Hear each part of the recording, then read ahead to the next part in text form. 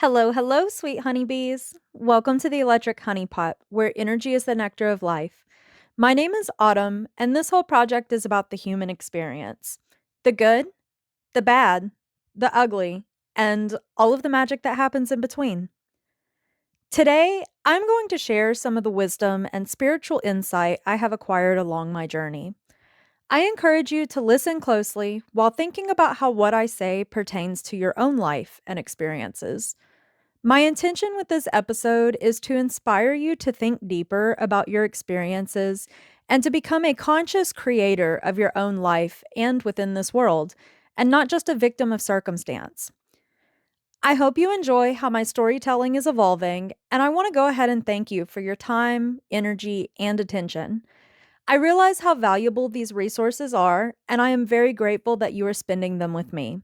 It is my hope that you also take something away from the investment that I have put into this episode. I would love to have you become a part of the community of authenticity I am working to create through the Electric Honeypot Project. If not, that is okay too. I am not meant for everyone, and neither are you. May your life be filled with many blessings, joyous moments, and unlimited love and support as you continue on this wild journey we call life. Let's begin. Do you ever pray to God or ask the universe for something specific just to find your life becoming increasingly more challenging? You know you were meant for so much more than where you're currently at, but sometimes it feels like no matter what you do, life is out to get you. This was my thought process as I asked for things like courage, strength, creativity, and love. I wanted to be seen and heard. I wanted to make a difference in the world. What I received in response was hardship, trauma, and pain.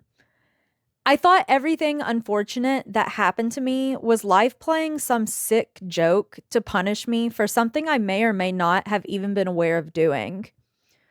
What did I do to deserve a family that used fear tactics to control me, neglected my emotional needs, judged me for being different, and told me how broken and sick I am for how I responded to trauma that I didn't even understand I was experiencing until adulthood? What did I do to deserve grooming and sexual assault? What did I do to deserve my local sheriff's department assaulting me after I voluntarily made the decision to seek mental health help when I was suicidal? What did I do to deserve to experience the murder of my mom right as we had been repairing our relationship and the further betrayal and abuse from my family as I took steps to heal and love myself after? My life became a constant cycle of screaming, "Why me?" into an endless void that never seemed to answer back. For a long time after my hypocritical religious upbringing, I didn't even believe in a higher power. Science became my new religion as I decided I was a Satanist. I didn't believe in God or the devil, but I did believe in the material world around us and free will. The more I learned of the atrocities and lack of humanity throughout much of our recorded history, my beliefs that existence was inherently meaningless solidified.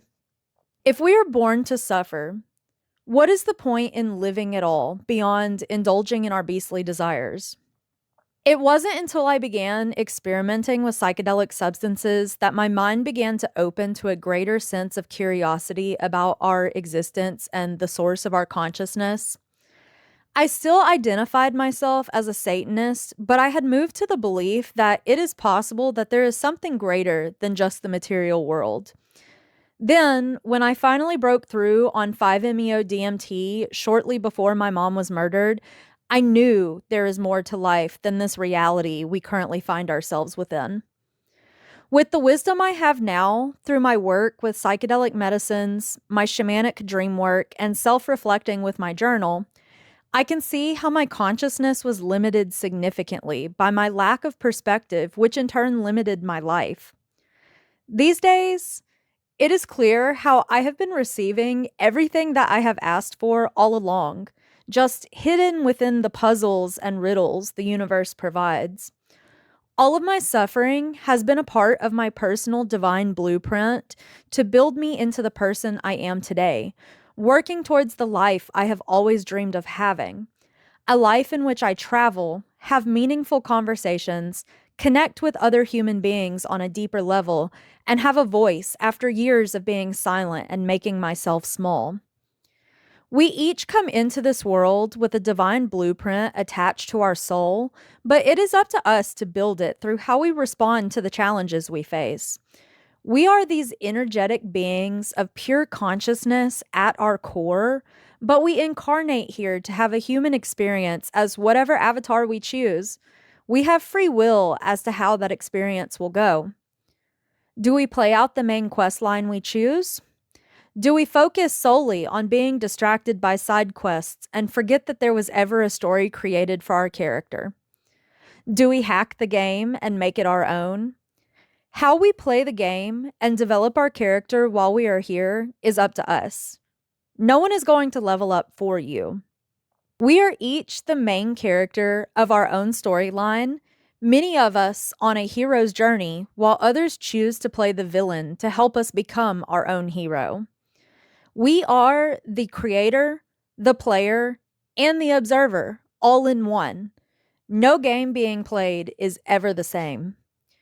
We can choose to embrace the sacred spiral of learning the deeper lessons of our own individual lives and peel back more layers of who we thought we were, or we can choose to stay stuck in the cycles we are born into, running in circles until we lose our inner child in the chaos and become the NPC just going through the motions of the game's most generic programming. It isn't easy, whichever choice you make, as there will always be challenges and discomfort along the way. However, one path leads you to your evolution and soul fulfillment. The other is often empty and your own personal hell by your own design. This isn't to say that your feelings of frustration, anger, and sadness to whatever you face aren't valid, because they are. To hold space for those feelings and honor their existence is part of fully embracing the human experience you came here to have. The point is in how you utilize those heavier responses to your circumstances. Will they be tools to empower yourself and contribute to building a better reality and world? Or will they be weapons used against yourself and to settle for the reality and world you have always known?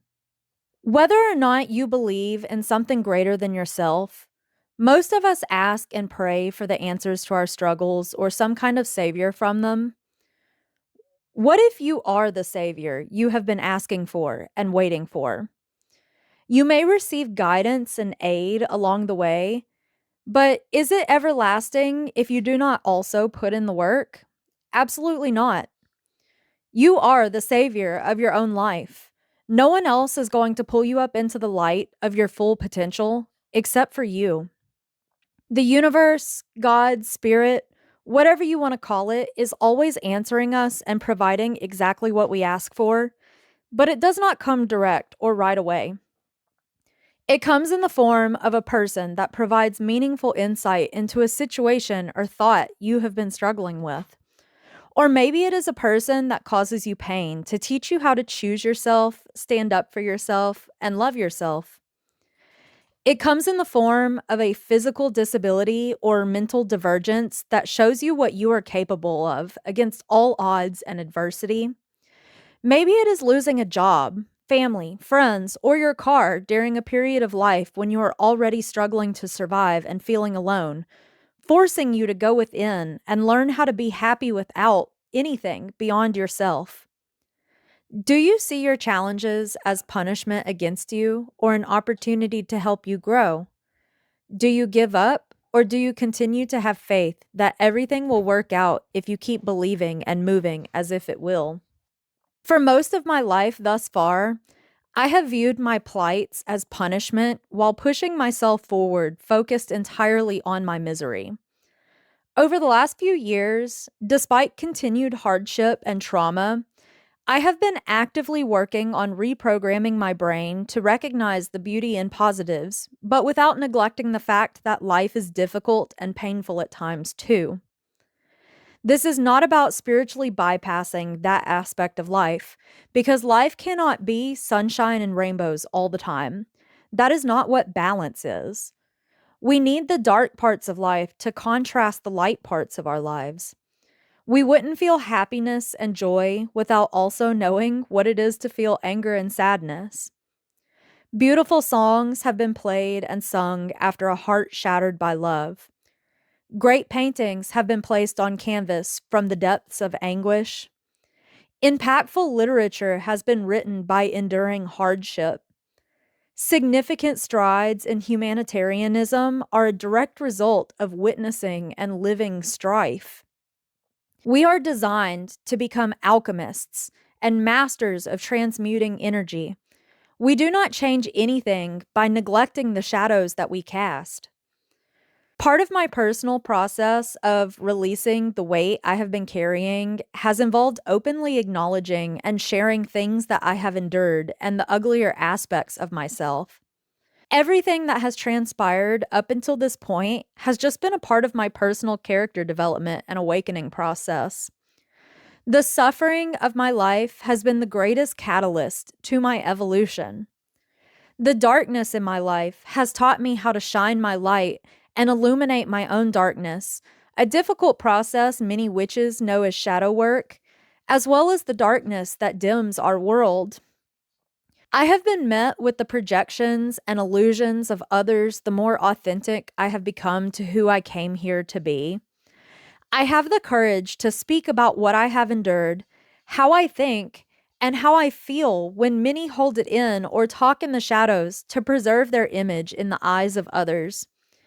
I care about being someone I am proud to be, even if others don't like my openness, vulnerability, and perspectives. I don't exist to think and see the world as I am told or expected to. I have the strength to stand on my own in what I say and do without needing the validation or praise of others to love myself and see myself as worthy of being seen, heard, and loved. My growth has not been for the faint of heart, as I have lost so much in my journey, but everything lost has only made room for new people, experiences, and opportunities to come in. Over the last several months of my life, I have felt this great shift taking place, as if everything is falling into place for the life I desire. I have been resisting my divine blueprint despite knowing what my soul was called to do because I have been scared about my lack of resources and doing something I have never done before. Despite my fears, the universe has been providing everything I need right as I need it. My compact SUV's turbo went out right as I was trying to repair a relationship that had destroyed me by making plans to visit a man that would later reveal to me that he didn't ever truly want me. My sister gifted me her Pathfinder right before two festivals that gave me an opportunity to test out sleeping and living in my car temporarily. This gift aligned with my growing confidence of sharing my life, experiences, and perspectives on public platforms. I even found a brand new floor futon for a fifth of the normal price on Facebook Marketplace right before leaving that I can fold over and sleep like a baby on in my SUV. I then met a man needing a ride home to North Carolina the last night of Electric Forest that allowed me the opportunity to pick up my dogs and test out how they'll adjust to traveling with me on our trip to take him home. Then came my trip out to Colorado. If you're watching this as a video, most of the footage I've included is from my trip. I reconnected with an old classmate from high school earlier in the year who was generous in flying me out to Colorado for the very first time to attend Dead Rocks at Red Rocks Amphitheater the week of my birthday. I've been meaning to make a video about my trip, but I've been putting it off. Some recent events have brought me back to the observations, experiences, thoughts, intentions, and prayers I had during my trip. There were quite a few key moments I wish to speak about, especially those that contain things that I have concerns about within our society and culture. But for now, I want to focus on the final 2 days of my trip and return back to the rest of my trip in the next episode. The day before my birthday, my friend Andrew drove me to Garden of the Gods and paid for a Jeep tour up into the mountains. I wanted to experience some nature while in the state and had been dreaming of visiting Garden of the Gods since learning about it around 2014 when I was considering moving to the state. We had spent most of my time there focusing on events, and it was the last day I had to do anything as I was flying back to Tennessee the next day. I had half of a 7 strain mushroom chocolate bar left over from the second day of Dead Rocks that I decided I would eat on the way to our Jeep tour so I could experience the mountains with the mushrooms. Right as we pulled away from the visitor center, I began my trip. I had timed it perfectly. I have been to some absolutely beautiful places in my life, but the Rocky Mountains of Colorado are definitely up there on the list. Though I will say our entire planet has beauty within it in its own unique ways, no matter where you go, just as people do. The mushrooms just amplified my gratitude and awe for the beauty of our planet because they make it easier to feel the oneness with this great creation of the universe. I could see for miles, overlooking the city of Colorado Springs, where clouds cast dark shadows over the land. The colors were so vibrant, with contrasts of bright blue sky, cool gray clouds, rich red rock and dirt, lush green and yellow vegetation. It was an unbelievably beautiful living oil painting before my very eyes as the tour guide told jokes and bantered with my fun loving friend. I was holding back tears of utter bliss the entire adventure. In my mind, I was just thinking about how alive I felt in that moment, appreciating new scenery, a new experience, and getting to know Andrew on a far deeper level than I ever had before throughout my entire trip there. I thought about the kind and beautiful people I met throughout the weekend and those I was fortunate enough to learn more about that I would have never met without taking the opportunity provided to me to go there. I thought about how grateful I was for the ease of flying and the fun experience of my first plane ride in almost 18 years, but how I wished I had my SUV and dogs out there with me to keep the wonder and adventure going. I just wanted to hop in my own car and explore more of the state and venture my way out to New Mexico to visit the location where my mom's life was taken, something I have felt called to do since my deeper spiritual awakening took place. Which, a little side note, I recently discovered that my Venus ascendant line in astrocartography crosses the exact location where she died. My mom's death has been a massive transformational event in my life, leading to radical self love, confidence, recognizing more beauty in life, activating my spiritual gifts, and fueling my desire to want more out of my life than what I have settled for. These are all themes associated with the Venus ascendant. Feeling called there is multi layered for me, and I know it is something that I need to do. The thought of returning to my house in my hometown felt suffocating while in Colorado, even more so than it has after any other trip I have taken. I was realizing that I have been in Middle Tennessee my entire life under self imposed shackles because I have been afraid of the unknown and being on my own. I have been living within the comfort zone of familiarity, even though it isn't truly comfortable and has been the source of so much of my mental anguish. I have complained about wanting to leave my entire life, and that feeling only grows stronger with each journey I take away from this place. Yet, here I still am. I bought a house to stay close to people I am not even friends with anymore because I allowed myself to be influenced by seeing other people talking about wishing they could afford to buy a house. I did what society says I should do with my life, and it has only made my life more difficult. I have found myself alone anyway and burdening someone else that is kind enough to pay my mortgage I can't afford.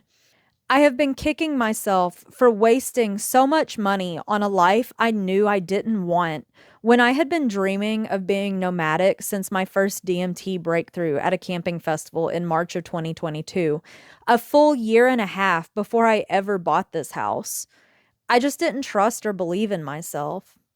There is an entire beautiful world out there full of new experiences, new places, and interesting people to meet. And I want to experience as much of it as I can while I am still here and while my body is capable. I feel like I am wasting my life remaining in familiar places for too long and slaving away at a job that doesn't make my soul happy just to pay bills in a place that doesn't make me happy either. I create my own inner happiness when I feel free and just flow with the abundance life provides rather than forcing myself to fit in somewhere I know I do not belong. I am not made for our society the way that it is. I don't want to be a cog in the wheel. I don't want to be tied down by loans, debt, and someone else's schedule and expectations of me.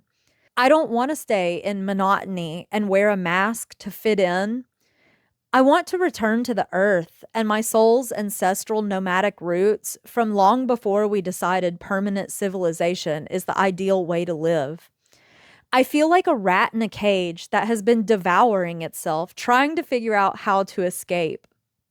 After our tour, we began our drive out to the high desert of Florence, Colorado, so I could rest, reflect, and recharge after a busy week in a natural mineral hot springs for the very first time. Another friend of mine, Amy, Golden Goddess, you've heard me mention her several times if you have listened to other videos and episodes of mine, reached out to me. I told her how great of a time I was having and how I felt sad about having to go home the next day. Her message to me was divinely timed. She asked me, "If you know you are getting a bus soon, why don't you go ahead and start selling and donating your stuff so it is easier when the time comes?" I had already come to the realization that when I make it home, I needed to finish the downsizing of my life that I had begun last year when I accepted that this is my calling and soul path. I began crying in the car. A lot of what remains of my valuable items are sentimental. My great grandmother's Singer sewing machine in a leather case, a handcrafted sewing table my great granddaddy had made for her because she loved to sew. The white oak king bedroom suit that belonged to my mom, with the marble topped nightstand and a bed with tall posts, one of which is still broken from where I used to spin on it as a kid. It's an easy fix, though. The only thing I use is the bedroom suit, except for the bed. And they just sit in my bedroom, taking up space in my life as I think about how one day I will start teaching myself to sew again and never do.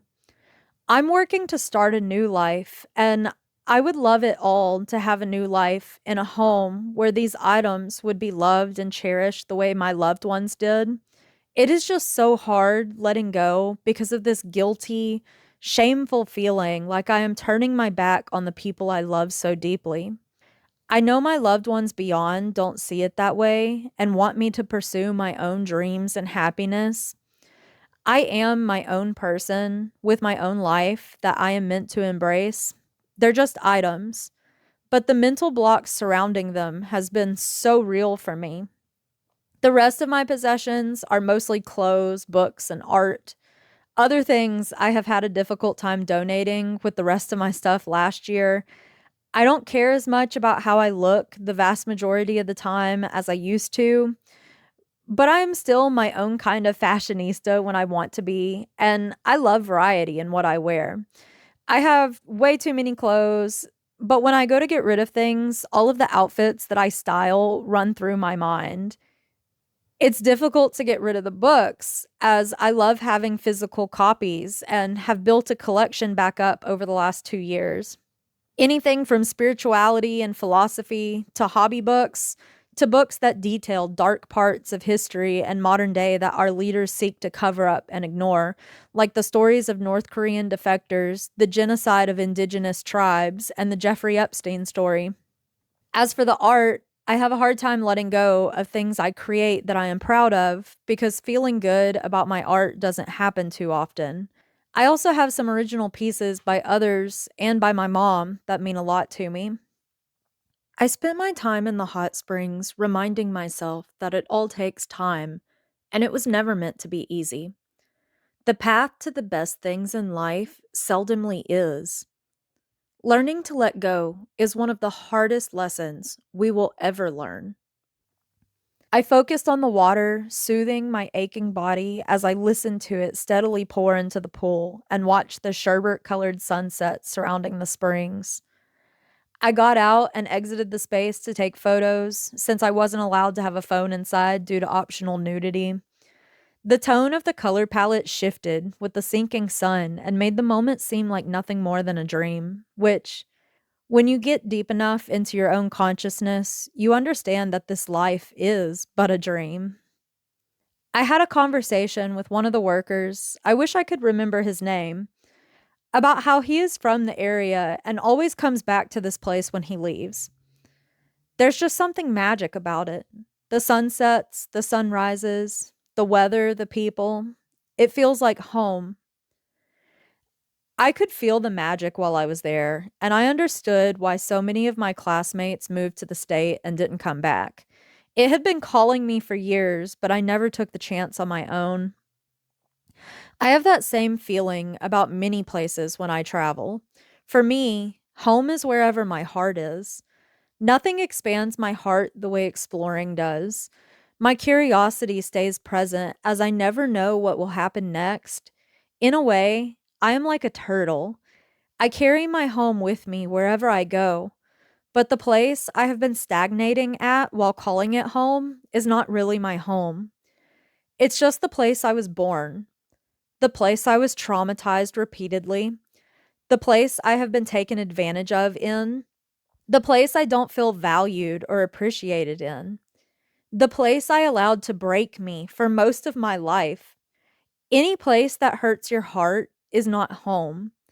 You must walk away from the places, people, and things that broke you if you want to continue to heal and expand. Once darkness fell, direct lightning began to approach, so we left early. Andrew told me a personal story about learning to embrace and love himself and how his family responded. I hope one day I am able to record him talking about his own journey of self acceptance from my podcast too. He's a really beautiful person with an extremely big heart that I would love to share with the world for others to appreciate his being too. I am so grateful for his kindness, and it is truly an honor and a privilege to know him and call him my friend. This trip really was one of the best experiences of my life so far, and he created all of it for me. Our conversation on the ride back to his apartment somehow came to us talking about a creepy teacher that neither of us liked in school. This is the teacher that destroyed my love of writing through his harsh criticisms of a creative writing assignment where we were told to write a description of ourselves as if we were a third party looking in. I described myself as a beat up, dirty garbage can against a crumbling brick wall, filled with used condoms to represent my sexual trauma, empty pill bottles hoping to numb the pain, and broken glass for how I harm myself. He was the only teacher to have such an intimate look at my suffering, even if I was using metaphors, and he didn't care. I received the first bad grade I had ever received on something I had written, which was the first of many in that class. I didn't understand. Other students loved him, and he seemed to love them back. I stopped journaling, and I had my first suicide attempt by the end of the semester. Looking back on that class, maybe he didn't like me because of my frequent absence. I was having multiple panic attacks each day. I barely left my bathroom at home, bathing constantly but never feeling clean. Perhaps it was because I didn't fawn over him like other girls in my class that he would compliment the looks of in pictures on Facebook. Or could it have been he was envious of my creativity and my unique perspective when I write as a struggling teenager with a lifetime of potential and opportunity still ahead of me, while he remains stuck where he is at, having given up on becoming anything more? I don't have the answers, only questions. What I do know is that teachers are supposed to be mentors and cultivate motivation and a deeper love for the skills and passions of their students. They are supposed to recognize when their students are struggling and help them. He did none of those things for me, and instead, he inspired me to give up on myself and my healthiest coping mechanism when his class was the one that I was most excited to be taking. This then led to a conversation about the normalization of objectifying women and young girls and the over sexualization of our society in general, a reoccurring theme not only in my life, but on my Colorado trip from things we witnessed too. I talked about how I have been talking about my trauma openly because I believe if we want to heal things, we need to be able to have difficult conversations acknowledging what is happening behind closed doors and right in front of our faces. It is uncomfortable to talk about and to hear, but it has been excruciating to experience and live with in silence. Sitting with the discomfort is how I am learning to overcome and grow from it as a person. And talking about it is how we can work to find ways to prevent it in our society. How do you fix a problem if you are not willing to admit there is one and dig deeper to find the roots? As I broke down in tears and anger about everything that has happened to me, Andrew pulled over to give me a hug and told me to roll down the window and scream into the desert. It took me a moment to do it. I felt embarrassed and stupid about the concept, but then I remembered silence is what allows it to thrive. My voice is powerful, even when it feels like it isn't, and it grows in power every time I choose to exercise it. I screamed into the darkness as the lightning flashed, illuminating what was previously hidden. It was so symbolic. Pedophilia and sexual abuse are not funny or normal. I didn't deserve what happened to me, and it isn't a joke. The energy of self hatred that I have carried for so long is not mine, but the energy of those that hurt me and passed it on to me. I am not a sexual object, and I do not exist for anyone's pleasure or personal gratification. I am a human being with thoughts, feelings, emotions, hopes, and dreams. My body is not who I am as a person.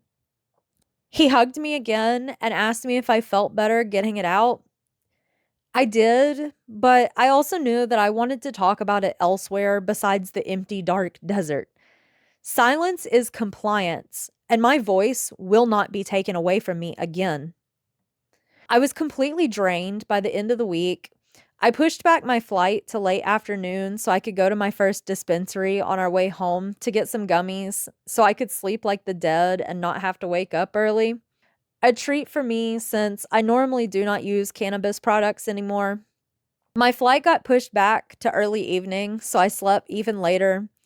I ate the rest of my gummies right as I got to the airport so I could get through security, get a voodoo donut for my birthday, and settle in for boarding by the time they kicked in. They say to be careful what you wish for, and sometimes it's true. I didn't want to leave, and my flight got delayed by 7 hours that day. I spent half of my birthday in the Denver airport, high as a kite, with the munchies. I spent a fortune on food and matcha trying to pass the time. It worked out how it was meant to, though. I had a beautiful nighttime flight over the lit up cities.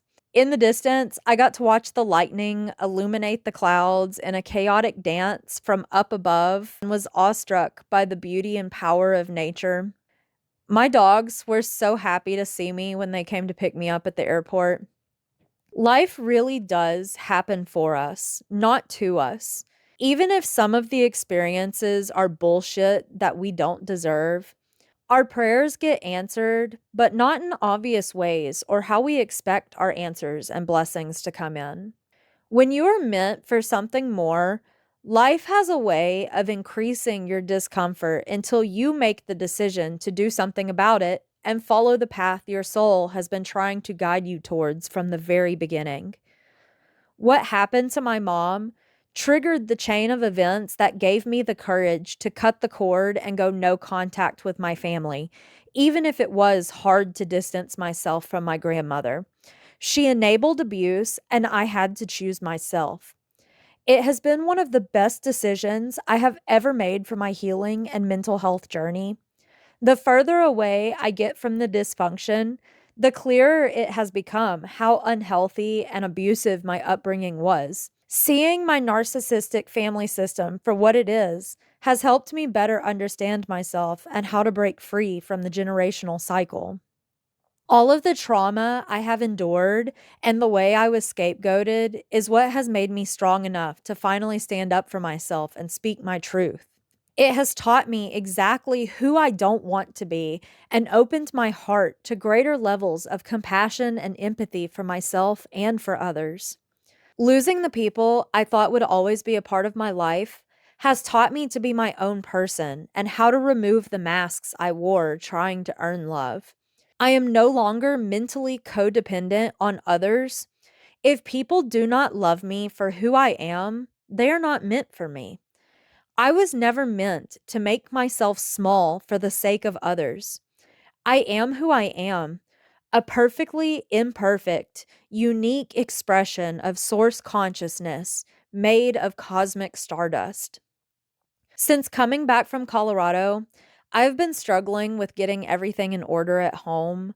I have been struggling with finding the motivation to pursue any of my creative ideas. I have been falling back into fear of the unknown, not having a clue where my resources will come from, despite how I have always been provided for when I let go and trust. I mean, I was literally traveling all over the country last year on a whim, helped by strangers to attend music festivals with very limited resources. Job opportunities came up. I won money on scratch offs by following synchronicities and my intuition. People offered me food without me asking for it. So, why am I doubting my path, my power, and that the universe supports me? I even had a dream recently where someone directly told me, travel without the resources. It always works out. Then one day, I found my bee colored dream catcher in my car that I had found in the forest during the last hours of the last night of Electric Forest as I was feeling the sadness of leaving. I have always wanted to learn how to make them myself, and my dream work has been a massive part of my healing and awakening process.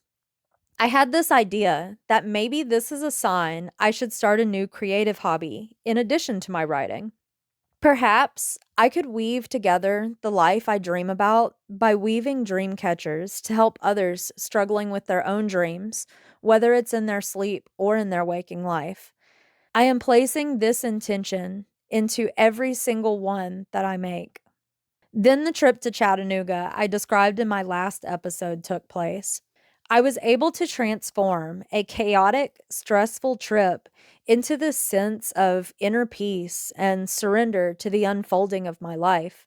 It sparked my creativity again and brought me the motivation to finally create this episode about my Colorado trip. The final push from the universe came on the night of the 23rd as I climbed into the spiritual bath I had prepared for myself to amplify my intentions for the new moon cycle under the Virgo moon. Those intentions included enhancing my creativity and trust in the process. I asked a question to my pendulum the night before this bath during a pause in a deep conversation with a genuine new friend that has become part of my support system in my dreams coming true. I asked if I would be moving soon after being reinvigorated by our talk. It instantly began moving and spun rapidly in the motion I interpret as yes. I got really excited. When I climbed into my bath the next night, it was cold. My hot water heater has gone out like I felt that it might this year, and I do not have the resources to replace it. I am unhappy here, and I have been putting off what I need to do to change it because of fear. I asked for motivation to finally get the things done I know I need to do. Here is my prayer being answered by a dead water heater when hot baths are my favorite thing about having this house. God knows that I am ready and has perfectly aligned everything I need to make my dreams a reality: courage, confidence, empathy, perspective, creativity, a car, and so much more. All I have to do is let go of my old life, shed the skin of who I used to be, and take the leap of faith, trusting that all will be provided in the right time. The only thing that has been holding me back is my own lack of belief in myself. How do you hold yourself back? Thank you so much for listening and supporting me. If this resonated with you at all, please be sure to like this video, comment, share, and subscribe, or save and share this episode if you're listening in podcast format. Other ways you can support my project are linked in the description below. As always, I am so very grateful that you are here. I love you so much. I hope you have an absolutely wonderful rest of your day, night, week, month, year, and life. Stay curious.